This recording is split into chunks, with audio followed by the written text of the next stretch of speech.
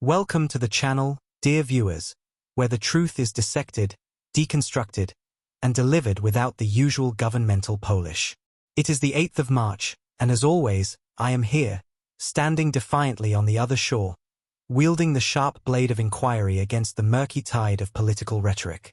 Today, we plunge headfirst into the tempest of international affairs, where Britain's place on the world stage is once again a matter of heated debate. Our dear Prime Minister, the ever-elusive Mr. Starmer, has managed to ruffle Russian feathers, prompting a rather colourful response from Moscow. The question on everyone's lips is simple. Has our government bit off more than it can chew, or is this just another round of international saber-rattling? Let's dive in. Part 1. The War of Words. Diplomacy. A fine art, one which Britain has, at times, mastered and at others, blundered through like a bull in a china shop. Keir Starmer, in his latest performance on the geopolitical stage, has managed to provoke the ire of one Ivany Popov, an MP from Putin's United Russia Party. On live television, no less, the man wasted no time in delivering a direct warning to Britain, a nation which, in the eyes of the Kremlin, appears to have developed an insatiable appetite for meddling. Popov's message was crystal clear, albeit laced with the usual Kremlin bravado. Britain's stance on Ukraine, its military support, and its insistence on playing global peacekeeper have not gone unnoticed. The rhetoric was nothing short of fire and brimstone.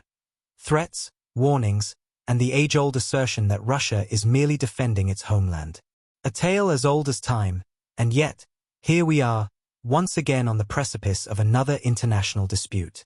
What does this mean for Britain? In practical terms, not much. We have seen these threats before, each one grander than the last, but rarely followed by anything of substance. However, one cannot ignore the deeper implications. Russia's animosity towards Britain is not a passing phase. It is a calculated stance. This government, still fresh in its tenure, must ask itself, is this the hill upon which we choose to stand firm? Or are we being dragged into a conflict that is not entirely ours to fight? Part 2. The real cost of power. Let us step back from the theatre of politics and into the grim reality of our streets. While our leaders engage in their grandstanding, Britain's domestic troubles continue to mount. In Kent, the tragic murder of Lisa Smith, shot outside a pub in broad daylight, has gripped the nation. A woman gunned down in cold blood on Valentine's Day. A brutal reminder that while our politicians play at war, violence festers in our own backyard. The suspect, Edward Stockings, was found dead in the River Thames, his fate sealed by what appears to be a final act of desperation.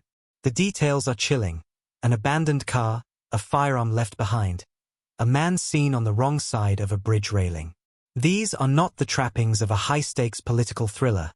This is the reality of Britain today. And yet, as we watch our Prime Minister lock horns with foreign adversaries, one must ask, where is this same energy when it comes to the safety of our own citizens?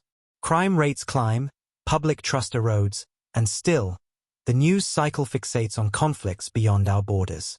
Perhaps it is easier to look outward than to confront the rot within. Britain stands at a crossroads. It can continue to play the role of international protagonist, entangled in disputes where the costs are high and the gains uncertain. Or, it can turn its focus inward, addressing the very real concerns that plague its own people. What good is a strong foreign policy if the domestic foundation crumbles beneath it? So, dear viewers, I leave you with this. Are we truly masters of our own destiny, or merely pawns in a game played by those far above our reach? Let me know your thoughts in the comments. Until next time, keep questioning, keep challenging, and never take their word as gospel.